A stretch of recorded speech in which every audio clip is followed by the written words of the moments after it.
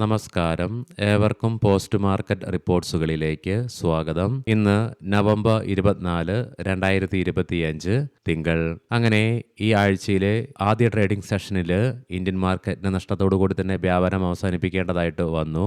മാത്രമല്ല നിഫ്റ്റിക്ക് തുടർച്ചയായി 2 ട്രേഡിംഗ് സെഷന് ശേഷം ഇന്ന് 26,000 എന്ന സൈക്കോളജിക്കൽ ലെവൽ ബ്രേക്ക് ചെയ്യേണ്ടതായിട്ടും വരികയുണ്ടായി. വെള്ളിയാഴ്ച ഉൾപ്പെടെ തുടർച്ചയായി രണ്ടാമത്തെ ട്രേഡിംഗ് സെഷനിലും ഇന്ത്യൻ മാർക്കറ്റിനെ നഷ്ടത്തിലേക്ക് നയിക്കുവാനുണ്ടായ കാരണങ്ങൾ എന്തൊക്കെയാണെന്ന് വിശദമായി തന്നെ നമുക്ക് ഈ വീഡിയോയിൽ ചർച്ച ചെയ്യാം. ഇന്ന് ലീഡിംഗ് ആയ എല്ലാ ഇൻഡസ്ട്രീസിലും ഗ്യാപ്പ് അപ്പോട് കൂടിയിട്ടുള്ള ഓപ്പണിംഗ് ആയിരുന്നു ലഭ്യമായിരുന്നത്. നിഫ്റ്റിക്ക് ഇന്ന് 26,142 എന്ന ലെവലിൽ റെസിസ്റ്റൻസും നേരിടേണ്ടതായിട്ട് വരികയുണ്ടായി. തുടർന്ന് മാർക്കറ്റിൽ ഫോൾ ഉണ്ടായെങ്കിലും ഉച്ചതിരിഞ്ഞ് 2 മണിയോടുകൂടി അതിശക്തമായ ഇടിവ് മാർക്കറ്റിന് നേരിടേണ്ടതായിട്ടും വരികയുണ്ടായി. 25,912 എന്ന ലെവലിൽ നിഫ്റ്റിക്ക് ഇന്ന് സപ്പോർട്ട് എടുക്കുവാൻ സാധിച്ചതിനെ തുടർന്ന് 108 പോയിന്റുകളുടെ നഷ്ടത്തോടുകൂടി 25,959 എന്ന ലെവലിൽ വ്യാപാരം അവസാനിപ്പിക്കേണ്ടി വന്നപ്പോൾ സെൻസെക്സിന് 331 പോയിന്റുകളുടെ നഷ്ടവും ബാങ്ക് നിഫ്റ്റിക്ക് 32 പോയിന്റുകളുടെ നഷ്ടവും നേരിടേണ്ടതായിട്ട് വരികയുണ്ടായി. Tech Mahindra, Eicher motors, Bajaj auto, Wipro, Infosys തുടങ്ങിയ സ്റ്റോക്കുകൾക്ക് ഇന്ന് നിഫ്റ്റിയിൽ നേട്ടത്തോടുകൂടി വ്യാപാരം അവസാനിപ്പിക്കുവാൻ സാധിച്ചപ്പോൾ JSW steel, Bharat electronics, max health care, M&M, power grid corporation തുടങ്ങിയ സ്റ്റോക്കുകൾക്ക് ഇന്ന് നിഫ്റ്റിയിൽ നഷ്ടത്തോടുകൂടിയും വ്യാപാരം അവസാനിപ്പിക്കേണ്ടതായിട്ട് വരികയുണ്ടായി. ഇന്ന് സെക്ടർ വൈസ് നോക്കുമ്പോൾ IT മേഖലയെ ഒഴിച്ചു നിർത്തിയാൽ ബാക്കി എല്ലാ മേഖലകൾക്കും നഷ്ടത്തോടുകൂടി തന്നെ വ്യാപാരം അവസാനിപ്പിക്കേണ്ടതായിട്ട് വരികയുണ്ടായി. Media, metal, reality, oil and gas, FMCG തുടങ്ങിയ മേഖലകൾക്ക് 0.5% മുതൽ 1% നഷ്ടവും നേരിടേണ്ടതായിട്ട് വരികയുണ്ടായി. അതേസമയം ഇന്ന് നിഫ്റ്റി ITക്ക് 152 പോയിന്റുകളുടെ നേട്ടത്തോടുകൂടി 0.41% നേട്ടത്തോടുകൂടി വ്യാപാരം അവസാനിപ്പിക്കുവാനും സാധിച്ചു. ബോർഡർ മാർക്കറ്റ്സുകളും ഇന്ന് മോശമായ പെർഫോമൻസ് തന്നെയാണ് കാഴ്ചവെക്കുകയുണ്ടായത്. തൽഫലമായി BSE മിഡ് ക്യാപ്പിന് 0.3% ഇടിവ് നേരിടേണ്ടി വന്നപ്പോൾ BSE സ്മോൾ ക്യാപ്പിന് 0.7% ഇടിവും നേരിടേണ്ടതായിട്ട് വരികയുണ്ടായി. അമേരിക്കൻ ഡോളറിനെതിരെ ഇന്ത്യൻ രൂപ ചരിത്രത്തിലെ ഏറ്റവും താഴ്ന്ന നിലയിലേക്ക് ഇന്ന് എത്തിച്ചേരുകയുണ്ടായി, 49.47 എന്ന ലെവലിലേക്ക്. എങ്കിലും വീണ്ടും ഇന്ത്യൻ രൂപയ്ക്ക് ശക്തി ആർജിക്കുവാൻ സാധിച്ചതിനെ തുടർന്ന് വെള്ളിയാഴ്ചത്തെ ക്ലോസിംഗിൽ നിന്നും 17 പൈസയുടെ നേട്ടത്തോടുകൂടി 89.23 എന്ന ലെവലിൽ വ്യാപാരം അവസാനിപ്പിക്കുവാനുമായി. ഇനി നമുക്ക് തുടർച്ചയായി ഇന്ന് രണ്ടാമത്തെ ട്രേഡിംഗ് സെഷനിലും നഷ്ടത്തോടുകൂടി ഇന്ത്യൻ മാർക്കറ്റിന് വ്യാപാരം അവസാനിപ്പിക്കേണ്ടി വന്ന കാരണങ്ങൾ എന്തൊക്കെയാണെന്ന് വിശദമായി തന്നെ ചർച്ച ചെയ്യാം.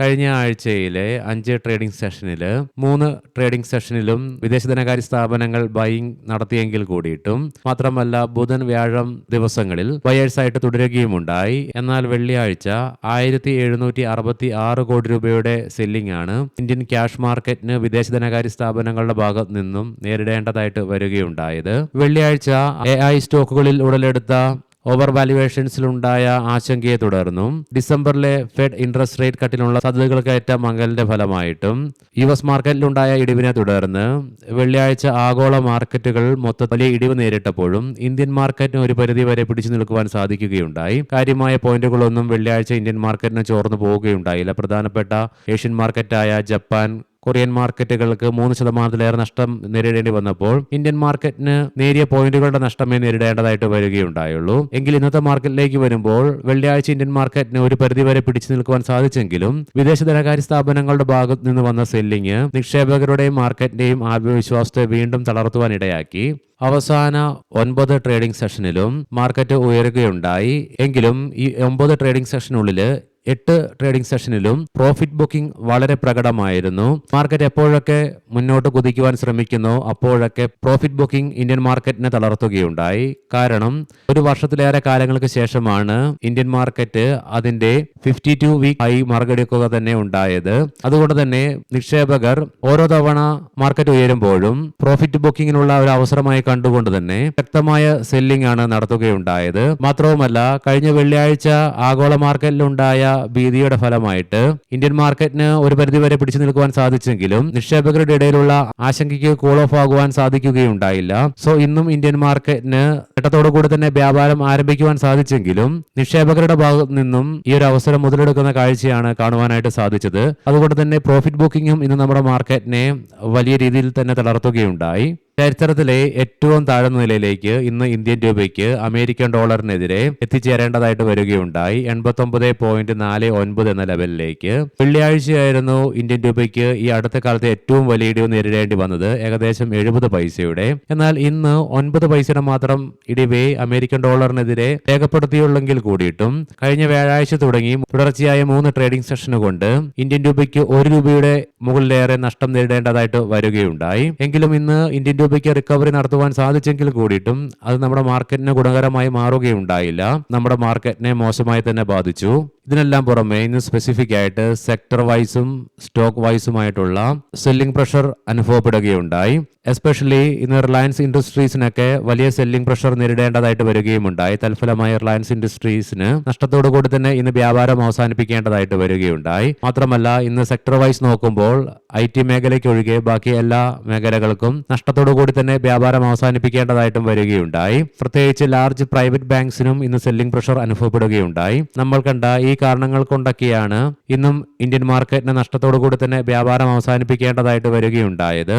എങ്കിലും കഴിഞ്ഞ വെള്ളിയാഴ്ചയില് 12.27% ക്ലോസിംഗ് ബേസിസിൽ ഉയർച്ച രേഖപ്പെടുത്തിയ ഇന്ത്യ വിക്സ് ഇന്ന് 2.93% ഇടിവാണ് രേഖപ്പെടുത്തുകയുണ്ടായത്. ഇനി നമുക്ക് ഗ്ലോബൽ മാർക്കറ്റുകൾ പരിശോധിക്കാം. ഇന്ന് രാവിലെ 100ലേറെ പോയിന്റുകളുടെ നേട്ടത്തോടുകൂടി വ്യാപാരം ആരംഭിച്ച യുഎസിലെ ഡോ ജോൺസ് ഫ്യൂച്ചർ 24 പോയിന്റുകളുടെ നേട്ടത്തോടുകൂടി മാത്രമേ വ്യാപാരത്തിൽ തുടരുന്നുള്ളൂ. യൂറോപ്യൻ മാർക്കറ്റ്സിൽ 3 യൂറോപ്യൻ മാർക്കറ്റുകളും നേരിയ നേട്ടത്തോടുകൂടി തന്നെ വ്യാപാരം തുടർന്നുകൊണ്ടിരിക്കുന്നു.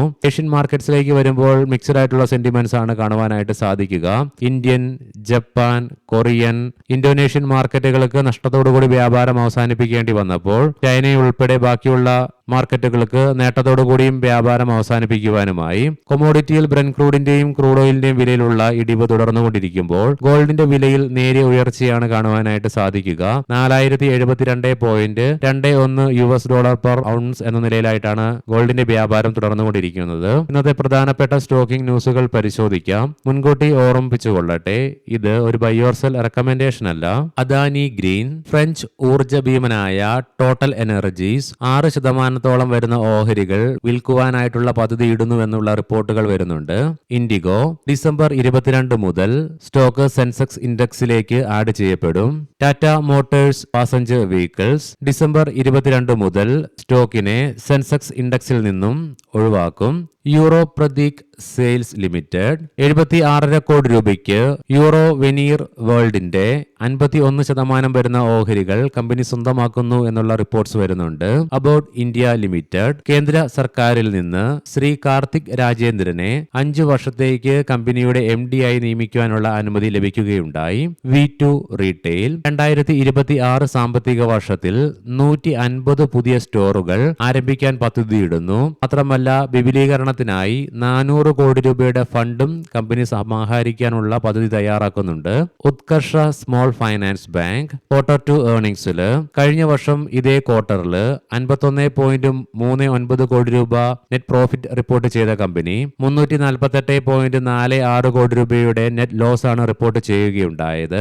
മാത്രമല്ല ഓപ്പറേറ്റിംഗ് ഇൻകത്തിലും 14.89% ഇടിവ് രേഖപ്പെടുത്തുകയുണ്ടായി. ഏവർക്കും ശുഭരാത്രി നേരുന്നു. നാളെ രാവിലെ പ്രീ മാർക്കറ്റ് റിപ്പോർട്ട്സുമായി കണ്ടുമുട്ടാം. നന്ദി, നമസ്കാരം.